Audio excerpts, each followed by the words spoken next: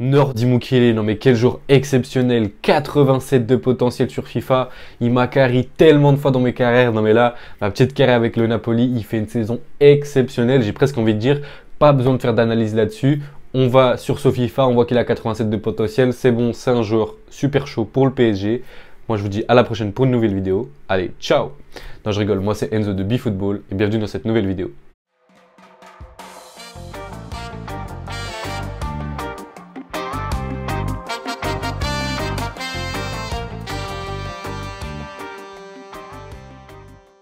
Bon, alors comme vous l'avez vu, je me suis improvisé comédien pour l'intro de la vidéo, mais bon, Mukiele sur FIFA en carrière, il est quand même exceptionnel et il m'a vraiment carré ma saison avec le Napoli. Mais bref, on va commencer cette vidéo par parler du contexte dans lequel arrive Mukiele au Paris Saint-Germain. Alors déjà, comme on le sait, le PSG a raté sa saison, je l'ai déjà dit maintes et maintes fois, hein, avec le mercato exceptionnel de la saison passée, Messi, Ramos, Donnarumma, Wijnaldum, etc., etc. Voilà, Nasser a dit que c'était fini les paillettes, et du coup, il a fait arriver Campos et Galtier, et ces deux-là ont décidé de recruter des joueurs moins bling comme Vitinha et Ekitike. Bon, on entendait les rumeurs avec Scamacca, maintenant c'est terminé apparemment. Et justement, Nordi Mukiele. Alors le français est en fin de contrat en 2023 avec le RB Leipzig, qui ne souhaiterait pas le prolonger. Et selon Fabrizio Romano, donc on peut croire que c'est des sources assez fiables, eh bien il y aurait un accord de principe entre le Paris Saint-Germain et Nordi Mukiele, mais pas encore avec le RB Leipzig. Néanmoins, ce serait quand même la priorité actuelle du Paris Saint-Germain. Il y a même Christophe Galtier qui a déclaré dans la presse récemment qu'il y avait un nouveau joueur qui allait arriver et que ce serait normalement, si je ne me trompe pas, un piston polyvalent, etc. Bref, un joueur qui correspond au profil de Mukiele. Alors selon certaines rumeurs, ce serait un transfert avoisinant les 10 à 15 millions d'euros. Selon d'autres, ce serait un prêt avec option d'achat, mais toujours aux alentours de 10-15 millions d'euros. Dans tous les cas, bah voilà, on est dans ces tarifs-là, 10-15 millions d'euros. Ça fait 10 fois que je le répète, mais c'est pas grave. Alors du côté Mukiele, dans quel contexte il arrive? Alors il quitte le RB Leipzig après une saison en dents de scie, 4e de Bundesliga, mais bon, qualification limite en Champions League parce qu'à la 32e journée, eh bien, ils étaient 5e de Bundesliga. Ensuite en Ligue des Champions, ils ont réalisé des bonnes et des mauvaises performances. Malheureusement pour eux, ils étaient dans le groupe de Paris Saint-Germain et de Manchester City, donc ils n'ont rien pu faire. Ils ont fini 3e et se sont qualifiés pour la C3. Après là, au moins, ils sont arrivés jusqu'en demi-finale et ils sont fait éliminer contre les Glasgow Rangers, qui sont eux allés en finale mais qui sont fait éliminer contre Francfort. Néanmoins, c'est quand même pas une saison blanche pour Leipzig puisqu'ils ont remporté la Pokal. Mais maintenant, je me dis un truc. S'il y a un Polonais qui remporte la Pokal, on peut dire qu'il y a un Polac qui a remporté la Pokal? Non, franchement, il faut que j'arrête les blagues, désolé. Mais bon, maintenant, si on passe au portrait de Nordi Mukiele, eh bien, c'est un joueur de Leipzig, 24 ans, 1m87. Alors, il peut jouer à plusieurs postes, défenseur central, défenseur droit, milieu droit ou même milieu défensif. Mais son poste principal, c'est plutôt piston droit. Mais on peut voir que c'est un joueur assez polyvalent. Mais ça, on en parlera un peu plus tard dans la vidéo. Alors au niveau de son parcours, il est né en région parisienne, à Montreuil. Donc déjà là, on peut voir que ça colle avec le projet parisien, mais bon, on en parlera de nouveau plus tard. Il évolue avec le Paris Saint-Germain jusqu'en U17, puis il est repéré par Bordeaux et le Stade Lavallois. Ensuite, il rejoint Laval, les U19 de Laval. Puis l'année suivante, il signe son premier contrat pro en Ligue 2, où il jouera DC et même parfois milieu défensif. Après 3 ans au club, il quitte Laval et rejoint Montpellier pour 1,5 million d'euros. Là-bas, il va jouer 1 an et demi pour à peu près 50 matchs. Il connaît bien la Ligue 1 donc. Ensuite, il va attirer Lyon, Benfica ou encore la Roma. Mais c'est finalement à Leipzig qu'il va signer pour 16 millions d'euros. Car là-bas, il y a l'espoir de jouer puisqu'on le sait, Leipzig, avec tout leur réseau de Red Bull, Leipzig, Salzbourg, New York et je ne sais plus quelle ville au Brésil, ils font vraiment jouer les jeunes. Et justement, il est à Leipzig depuis 4 ans, il a joué à peu près 150 matchs, il a énormément progressé, il est devenu beaucoup plus sérieux qu'à Montpellier ou au Stade Lavallois où il se voyait beaucoup trop fort, trop vite. Et il est vraiment devenu titulaire indiscutable en tant que piston droit dans le 3-4-3 de Nagelsmann. Ensuite, c'est également un joueur qui a de l'expérience en Europe, 33 matchs en Coupe d'Europe, alors 23 en Ligue des Champions et 10 en Europa League, une demi-finale en C1 en 2020 contre le Paris Saint-Germain et une demi-finale en C3 contre les Rangers cette année. Et pour finir, c'est également un joueur qui a une petite expérience, mais vraiment rikiki en équipe de France puisqu'il a une sélection en septembre contre la Finlande. Mais c'était vraiment une sélection toute bidon. Déjà, il est rentré à la 67e minute pour remplacer Léo Dubois. Voilà quoi, et en plus, s'il avait été sélectionné, c'est parce que Jules Koundé avait été exclu. Donc, expérience internationale, 23 minutes de jeu. Mais bref, maintenant on peut passer à l'analyse. Alors comme je vous l'ai dit avant, c'est un joueur qui est très polyvalent et pour moi c'est la question principale de cette analyse puisque c'est la question du poste. Où est-ce que va jouer Mukiele au Paris Saint-Germain et même où est-ce que joue Mukiele? Alors comme je vous l'ai dit, même si c'est un joueur très polyvalent qui peut jouer donc DC, DD, milieu droit, MDC, son poste de prédilection c'est plutôt un joueur défenseur droit ou même plus milieu droit, donc piston droit. Et comme je vous l'ai dit, c'est vraiment dans le 3-4-3 de Nagelsmann qui s'est vraiment mis en avant avec Angelino et Mukiele en tant que piston gauche et droit. Et en défense centrale, on avait Halstenberg, Ampadu et Klostermann. Mais en phase défensive, c'était plutôt Halstenberg défenseur gauche et en défense centrale, Ampadu, Klostermann, puis à droite, Mukiele, donc une défense à 4. Et d'ailleurs, en parlant de défense à 4, cette saison aussi, il a joué dans une défense à 4 avec Jesse Mark qui a fait jouer Leipzig avec des fois des défenses à 3, des fois des défenses à 4, même des fois des défenses à 5. Donc Mukiele a connu beaucoup de choses cette saison. Mais quand il jouait en défense à 4, ben c'était avec Angelino défenseur gauche, Gvardiol, Klostermann en défense centrale et Mukiele en tant que défenseur droit. Donc voilà, on peut vraiment voir que c'est un joueur très polyvalent. Alors cette saison, il a joué principalement milieu droit, même s'il a aussi joué défenseur droit et même défenseur central. Si on regarde au niveau de ses statistiques, il est à 37 matchs, 2481 minutes jouées, donc ce qui fait à peu près 27 matchs joués, ce qui veut dire qu'il a été quand même remplaçant un bon nombre de fois. Il a marqué 2 buts pour 5 passes décisives. Alors au niveau des passes décisives, c'est assez étonnant pour moi parce que je trouve que c'est un bon passeur. Après, si on compare avec Hakimi qui est actuellement au même poste au Paris Saint-Germain, eh bien il est également très bon centreur et pourtant il n'a que 6 passes décisives. Et en plus, si on regarde encore une fois les stats de Mukiele, il fait 0,2 centres par match, ce qui fait environ 7,4 sur toute la saison. Pour 5 passes décisives, on peut voir que c'est assez raccord.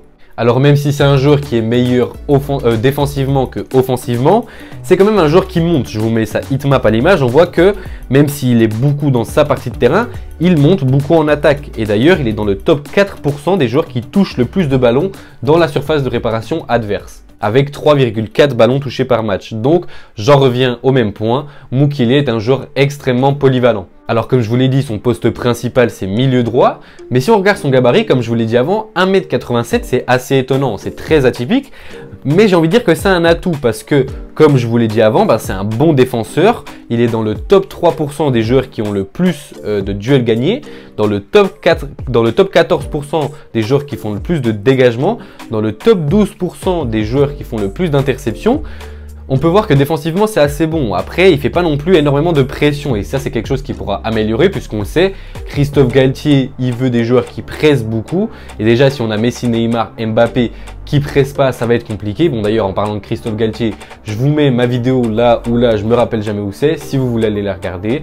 Ça me ferait franchement plaisir. J'ai de nouveau bégayé, mais vous en avez l'habitude. Donc, si on retourne sur l'analyse de Mukiele, eh bien, on peut dire justement que c'est pas non plus un joueur qui tacle beaucoup, mais quand il tacle, il réussit ses tacles en général. Alors, 1m87, c'est grand. On pourrait penser que c'est un joueur qui est pas très rapide, mais c'est l'inverse. Il est assez rapide. C'est un joueur très physique, grand, bon de la tête. Il a toutes les qualités d'un défenseur central et c'est pour ça que moi franchement quand je le regarde jouer sur le terrain, quand je le vois faire des percées offensives, même si c'est pas ce qu'il fait le plus, mais quand je le vois en tant que presque ailier droit à faire des centres, moi je suis en train de me dire mais qu'est-ce qu'il fout?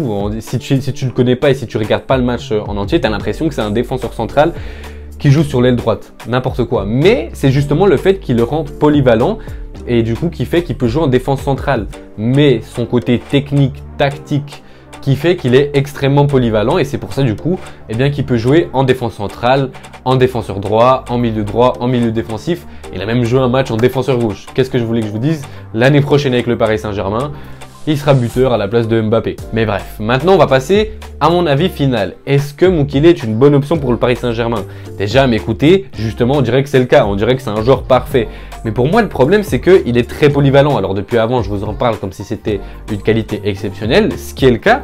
Mais ça peut aussi jouer à défaut et être un défaut pour Mukiele parce que si on est trop polyvalent, on n'est pas exceptionnel dans un domaine. Si on est c'est Willou qui le disait dans sa vidéo sur l'OM par rapport à Luis Suarez. Il disait que Luis Suarez justement c'était un joueur qui était très bon dans certains domaines mais moins beau dans d'autres. Et du coup Mukiele c'est un peu l'inverse. Si ça devient un joueur qui est 6 sur 10 dans tous les domaines mais que justement il n'a pas de domaine de prédilection et de domaine d'excellence, c'est un joueur moyen et puis il va jamais devenir exceptionnel. Et c'est peut-être ça la petite question que je me pose. Est-ce qu'il va réussir à devenir exceptionnel dans un domaine? Parce que est-ce que c'est pas mieux d'avoir un joueur excellent dans un domaine justement et moins beau dans d'autres et ses défauts vont être comblés par d'autres joueurs de l'équipe qu'un joueur qui est moyen partout mais donc qui va pas forcément t'apporter quelque chose en plus que les autres joueurs. Donc ça c'est une petite nuance que je pourrais apporter. Ensuite, si Mukiele arrive, il arrive dans la rotation, il sera sûrement le remplaçant d'Hakimi puisqu'il joue au même poste, mais ça reste un profil différent et peut-être même complémentaire puisqu'on le sait, Hakimi c'est pas le meilleur défenseur de la planète, alors Mukiele non plus, mais il est quand même meilleur qu'Hakimi et donc Hakimi on aurait le genre vraiment offensif qui fait des percées, Mukiele le fait de temps en temps mais vous avez compris ce que je veux dire. Mukiele ce serait le profil un peu plus défensif et Hakimi le profil un peu plus offensif.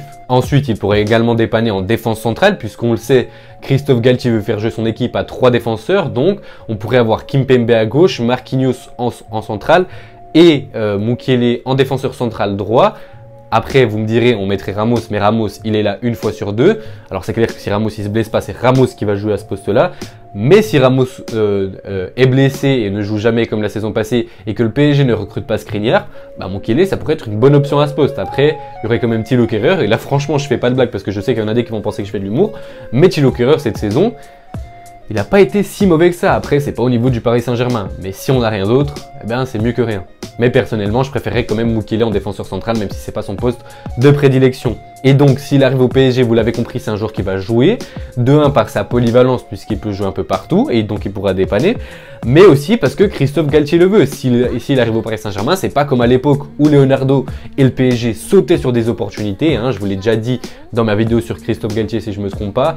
Eh bien qu'il sautait sur des Di Maria, Zlatan Ibrahimovic, Pastore. Bon, ça c'est beaucoup plus de l'époque, mais même les Mbappé, Neymar, etc. Messi, tout ça, c'était des opportunités. Et bien là, c'est plus le cas. Là, il y a vraiment cette entente entre le coach et le directeur sportif. Et donc, c'est un joueur qui a été voulu par Christophe Galtier. Le PSG était déjà intéressé il y a quelques années, en 2019 ou en 2020, si je ne me trompe pas. Donc, franchement, de ce côté-là, il n'y a aucune question à se poser. Ensuite, il y a également un autre avantage à l'arrivée de Mukiele, c'est que c'est un joueur français, même parisien. Le PSG, comme on l'a dit avant, ils veulent des Français, ils veulent des Parisiens, ils en ont marre de cette image bling bling, etc., etc. Donc là, c'est un avantage. On amène un joueur français, voilà, au moins il va comprendre Christophe Galtier parce que c'est pas Neymar qui va comprendre Christophe Galtier. Mais bon, vous avez compris. Au moins, ça rapporte des joueurs moins bling-bling français qui collent plus à l'image que le club veut essayer de mettre en place en ce moment. Donc voilà, pour conclure la vidéo, j'ai envie de dire que c'est une bonne affaire pour le Paris Saint-Germain. C'est un joueur qui va rentrer dans la rotation. S'il s'améliore extrêmement et énormément, ce qui va être le cas, je pense, puisque sur FIFA, il a 87 de potentiel, donc ça devrait le faire. Non, je rigole, mais plus sérieusement, s'il arrive à atteindre son potentiel de 87, il peut devenir très très bon Paris Saint-Germain et pourquoi pas s'imposer hein, s'il joue en défense centrale et que Skriniar ne vient pas comme je vous l'ai dit en défense centrale ou même si Hakimi venait à partir ou en tout cas ça pourrait devenir un remplaçant de luxe si ça ne l'est pas déjà. Ensuite j'ai envie de dire que c'est aucun risque pour le Paris Saint-Germain parce que à 10-15 millions d'euros, ben voilà, on connaît la richesse du Paris Saint-Germain, c'est pas un Dijon qui va mettre 10-15 millions où ça va être beaucoup pour eux. Là, le Paris Saint-Germain, ben voilà, c'est comme si moi j'allais m'acheter une canette de Red Bull. Mais bon, reste à voir s'il va s'imposer et s'il va se spécialiser dans un domaine comme je vous l'ai dit avant. Qu'est-ce que vous en pensez? C'est la question que je vous pose parce que pour moi c'est terminé dans cette vidéo. Donc dites-moi dans les commentaires, est-ce que vous pensez que Mukiele est une bonne recrue pour le Paris Saint-Germain? Est-ce que vous pensez qu'il va s'imposer? Est-ce que vous pensez que le PSG aurait dû recruter un autre joueur à sa place? Moi, je vous dis à la prochaine pour une nouvelle vidéo. Allez, ciao!